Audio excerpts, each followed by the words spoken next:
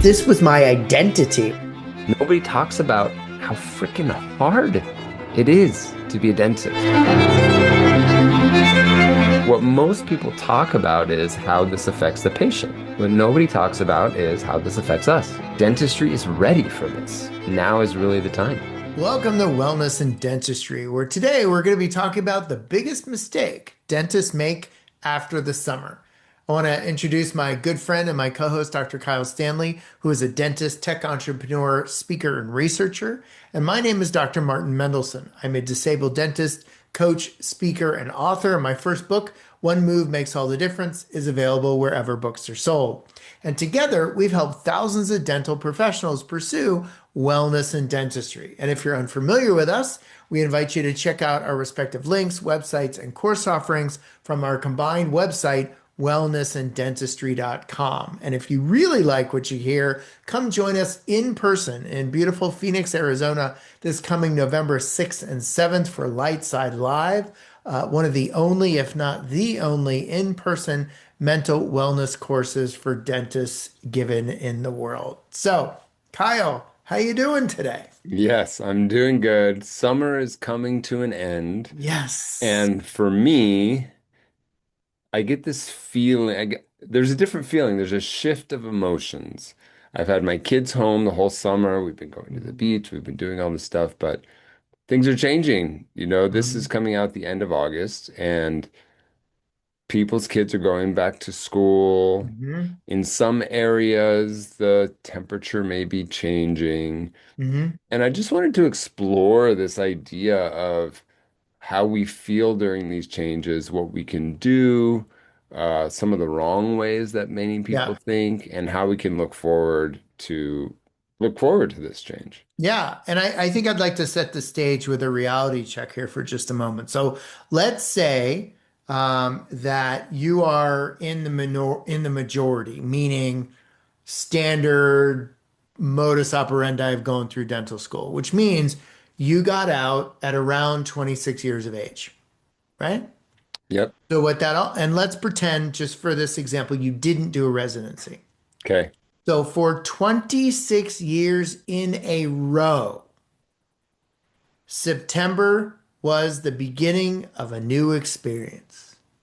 If you did anything for 26 years in a row, do you think each time that time of year came around, what you've done for the preceding 20 plus years would have an impact?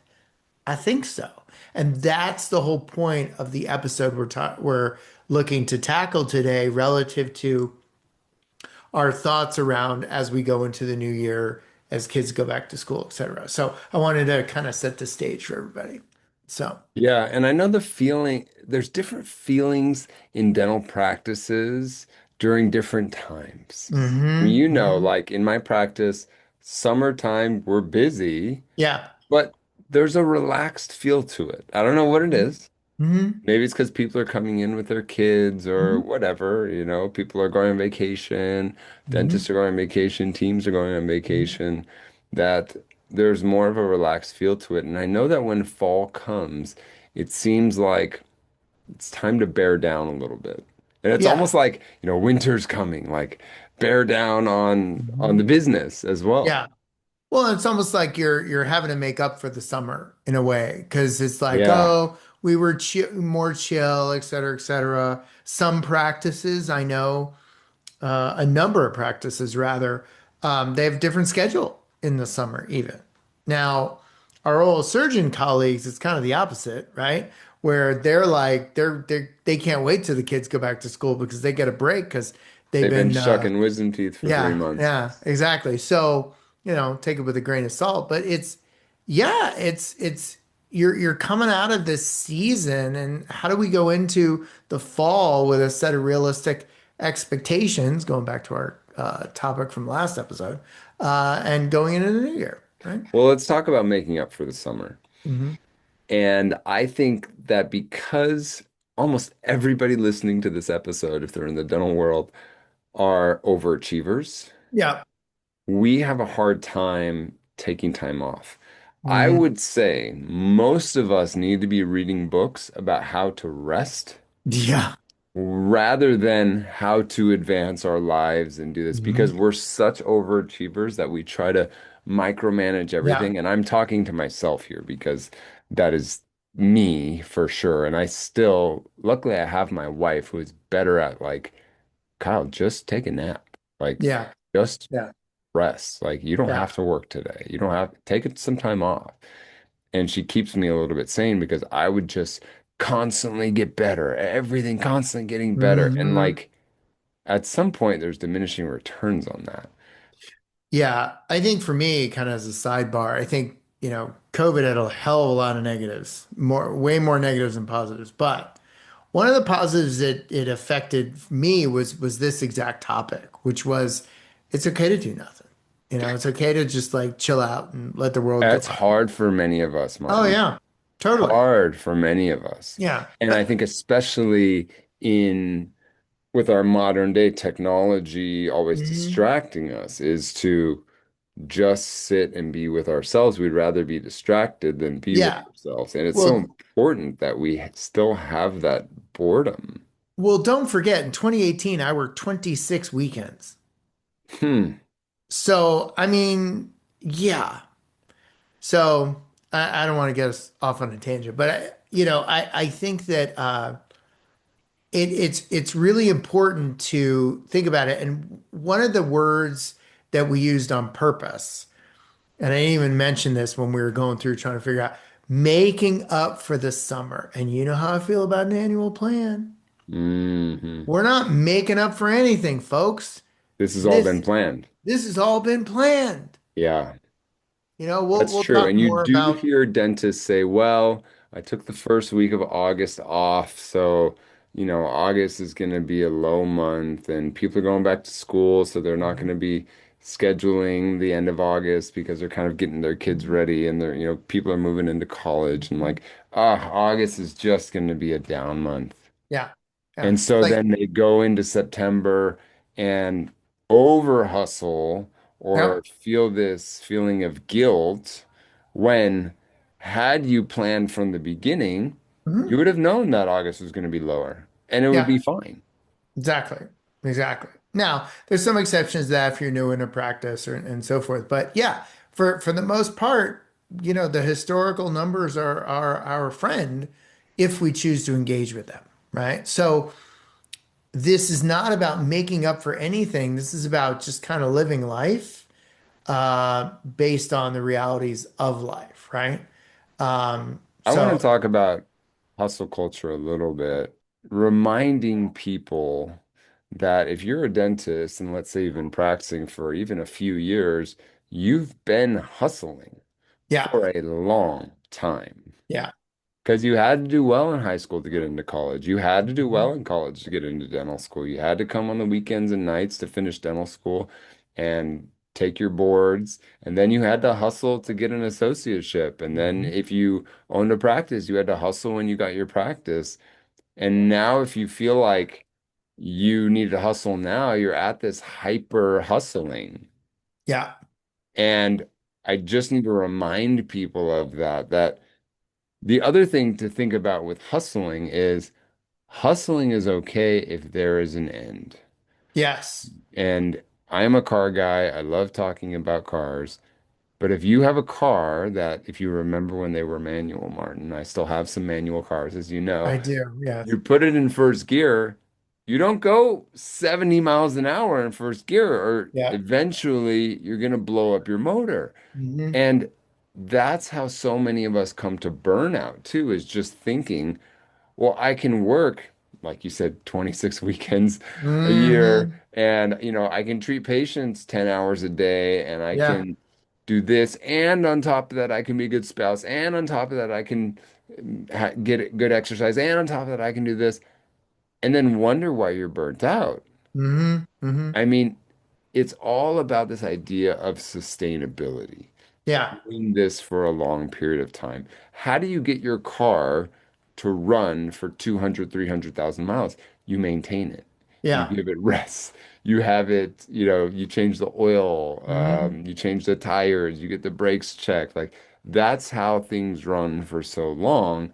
And similarly, that's how dentists are too. The dentists that figure out how to practice sustainably, Mm-hmm. first of all, they finish, for those of you that are watching on YouTube, they finish higher, Yeah. even though the slope is lower Mm-hmm. because Mm-hmm. they keep going, as opposed to people that start with a real high slope.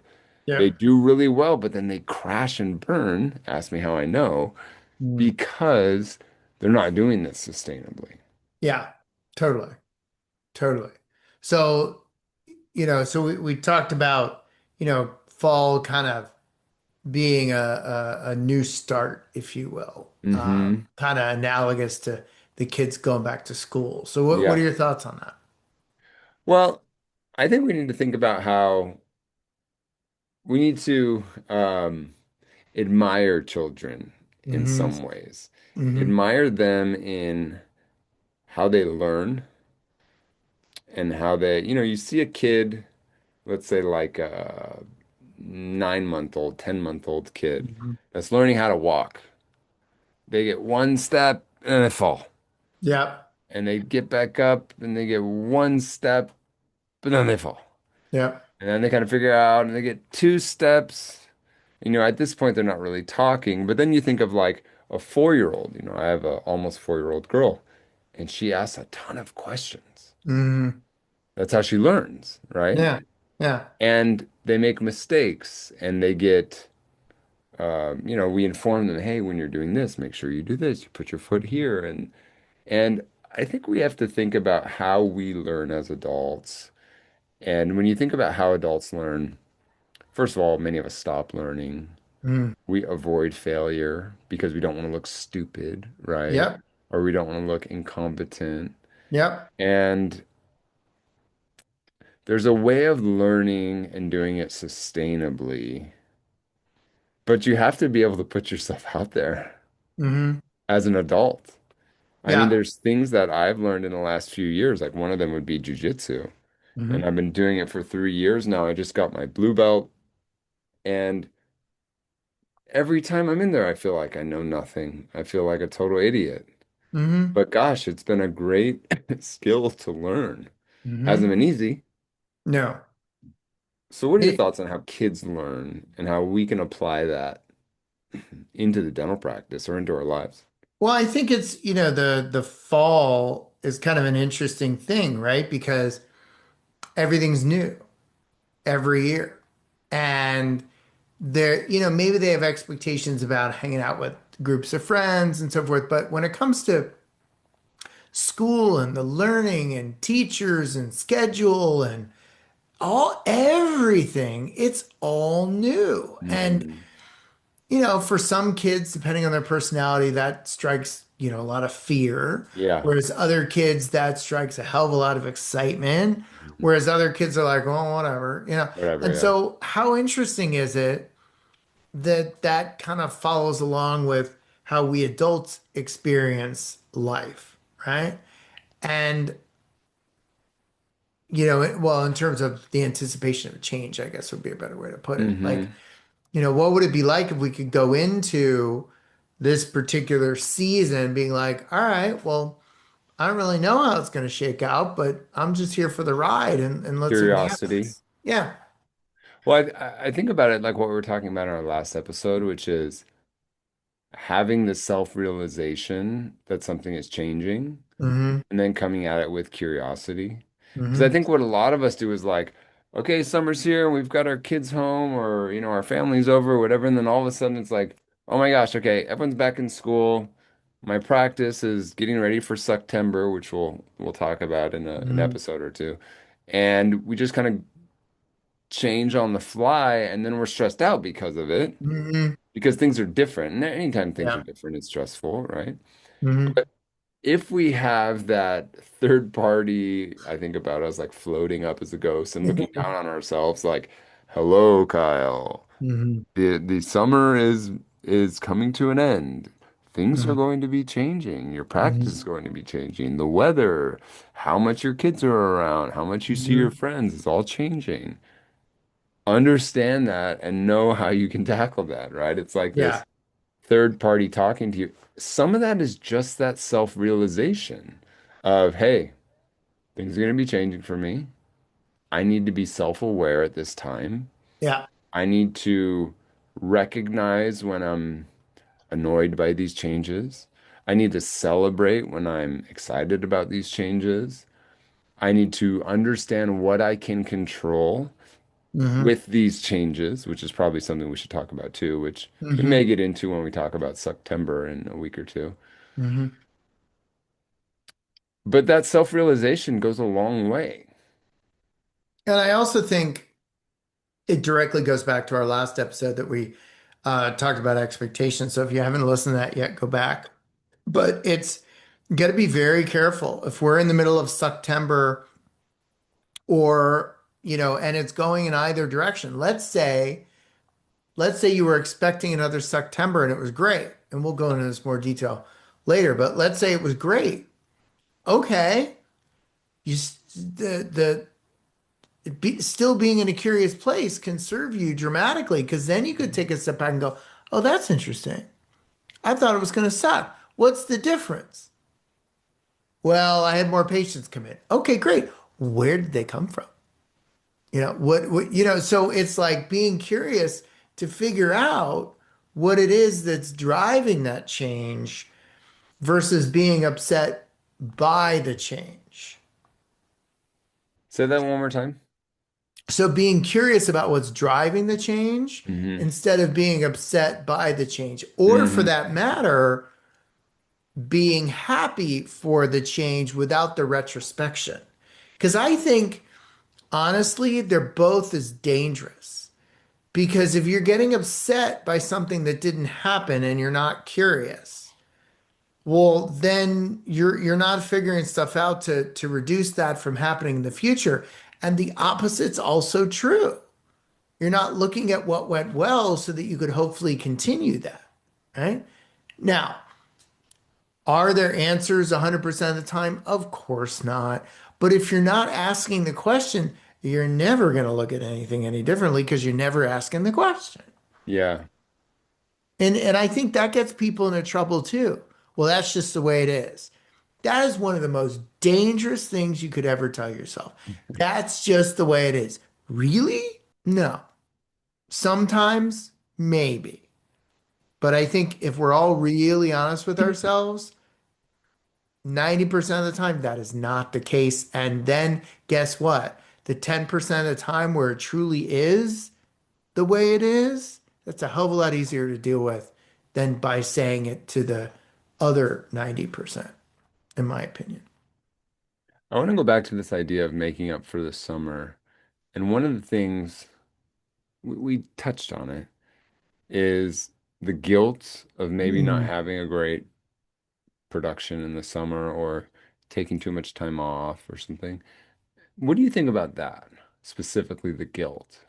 It's a self-imposed emotion. It's what a therapist told me once. It's a great quote. I've been going through this past year because one of my goals had always been because look, I no longer practice. I live a very different life and my income is very seasonal. Well, let me rephrase. Some of my income is seasonal. Hmm. I have a lot of coaching clients that I see on a regular basis or talk to on a regular basis. And so I've actually taken a hell of a lot of time off in June. Hmm. And I'm taking more time off in July. And I really had to wrestle with this because I was like, what are you doing? And I sat back and I'm like, well, my income is secured. I'm working with people on a regular basis. Because it's the summer, I have less travel. Well, what am I going to do? Continue to beat myself over the head for taking a Wednesday afternoon off or a couple of Fridays off or a week off? Or am I going to take it and enjoy it? Because I had already planned everything out. And so I'm very much in the place of which we are describing here today, just a different time of year. That's all. Hmm. I think about this as resting before a sprint. Mm, You know, yeah. if you have a marathon Yeah, you got to be training coming up to the marathon, but really, Hmm. what should you do like the day or two before? And I've never ran a marathon actually. I trained for a marathon and then I hurt my knee and never actually ran it. So, correct us in the comments, but I think you should probably rest the day before. Yeah. Like, do nothing. Yeah.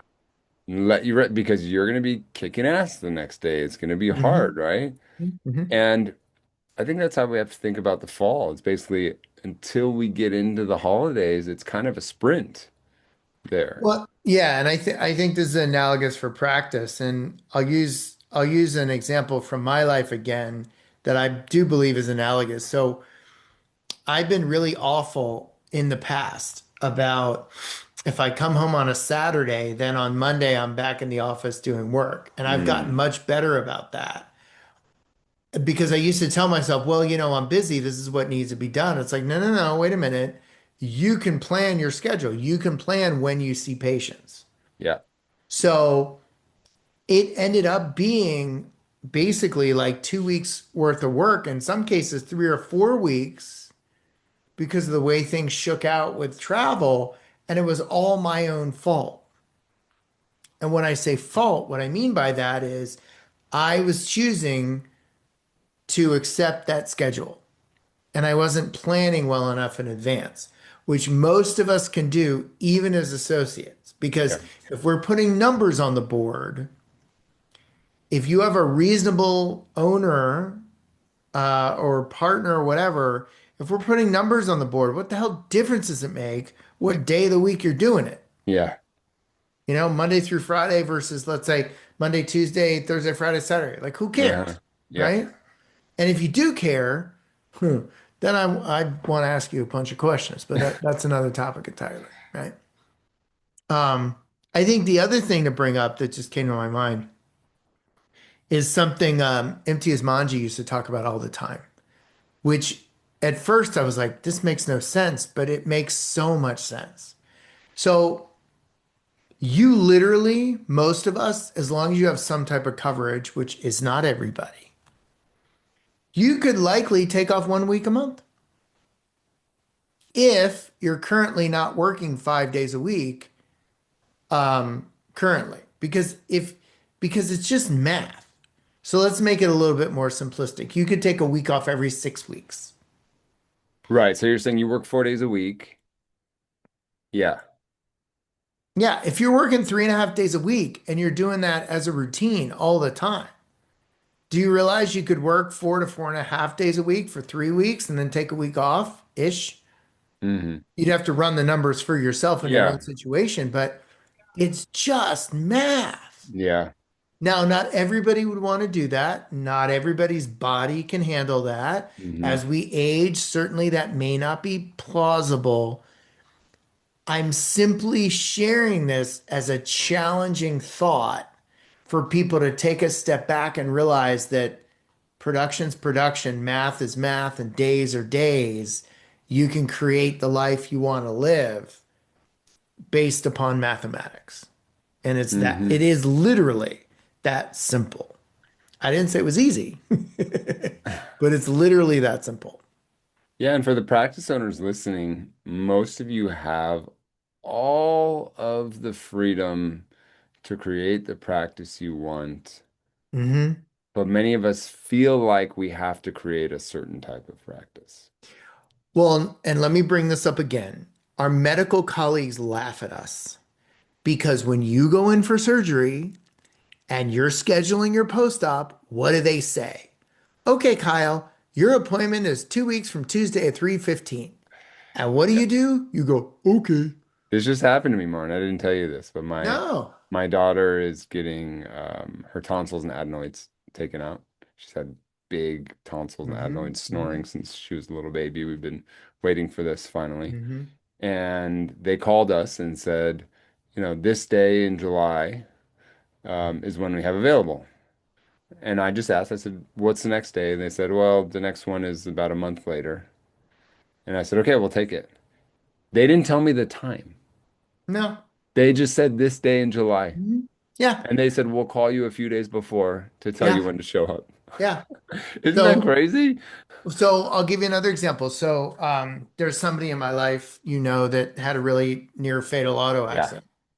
And this person, needs to go back to have a final clearance to be weight bearing on a surgerized limb. Mm. And they were like, okay, we can see you at this time. He's like, well, I can't come in because the person taking me is having surgery that day. They're like, Oh, all right, so we'll see you the week after. And this person was not happy, rightfully so. yeah. And if you understood the details, you would understand that as well. But what did this person do? They took the appointment the next week. Exactly. Uh-huh. Now let's talk about something very important. There are people that view us as commodities. And there are people that if we said that to them, we get pissed off enough to leave. Hmm. My challenge has always been, do we really want to have those people in our lives as patients? And so I don't want anybody to think I'm being flippant. I don't want anybody to think that I'm taking patients for granted. I don't want anybody to think, oh, it's easy for you to say you don't practice anymore.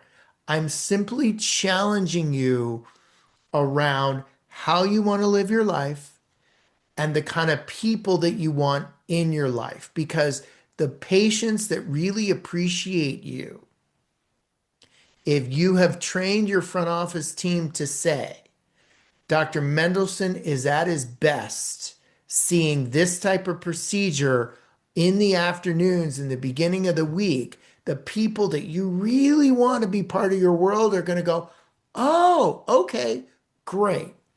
And the people that are a pain in the ass will leave. Yeah. So please, please, please, I don't want anybody to think that I'm being flippant. I'm just old enough at this point to have gone through enough shit inside my own head to be like, you know what? Life just isn't worth being around shitty people. It's just God, it's not. so true. It's so true. And, you know, f going into fall, we don't think about as like a spring cleaning like we do about spring, but maybe it is a time to reevaluate things Yeah. too, because fall can be challenging for many people from Yeah. a business standpoint. But maybe it is time to rethink about this. I have an entire course on dismissing patients Yeah, you do. because we got so good at it. And then people started asking me, hey, how do you dismiss patients? What's the Hmm. protocol? What letters do you take? How long do you wait to contact them? All this kind of stuff. And that was the whole idea was if you have a mature practice, you can dismiss a lot of patients Hmm. and your practice will probably go up or stay the same. Yeah. It's crazy. Now, if you have a new practice, that's harder, right? If you're in your first year of practice, Yeah. it's more challenging. Yeah. But still, I would encourage you to think about who you want to do it because remember what I talked about being sustainable? Yeah. You may think, well, let me keep every patient in my practice because I Hmm. need to hit a big number my first year. Hmm. But yeah, but what if that causes you to burn out because you're so fucking stressed out from all these Yeah. people that Yeah. year two you don't hit a big number because you're so stressed out? Yeah. And so Yeah. it's like working on people that you enjoy being with is such a blessing and it's so fun. Doing dentistry on patients that you love is Hmm. so fun. It's Yeah. so enjoyable. You get so Yeah. much meaning out of it. You feel proud of what you do. But Hmm. working on people that don't want to be there, don't appreciate you, don't want to pay their Hmm. bills, are always late is so frustrating and it's so hard. And I think the other thing that people miss, and we haven't said this yet, and I think it's really important to say it, is that you don't have to change everything overnight either. And Totally. and Rome wasn't built in a day. And the example I always use when we talk about you don't have to change everything overnight is, what they teach at Spear, back in the day when I was there relative to taking photographs. And so some docs that came in were like, I'm not taking photographs on every patient currently. It's like, okay, so start with your new patients. Why? So, such a good example. Yeah, because they don't know any better. Yeah.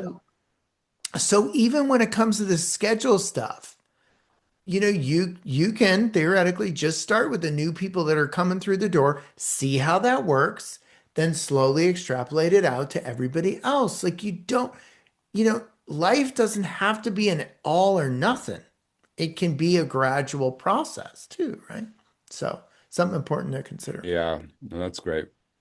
Okay, so some final thoughts about this topic is that things are changing. The time of the year is changing, the weather's changing for those of you that have children, even if you don't Mhm. have children, your friends that have kids or your neighbors, they're all going to be back in school. Mhm. Practices start to change, how consumers behave changes a little bit. And again, we're going to Yeah. talk about this in an upcoming episode that we're calling September. Um,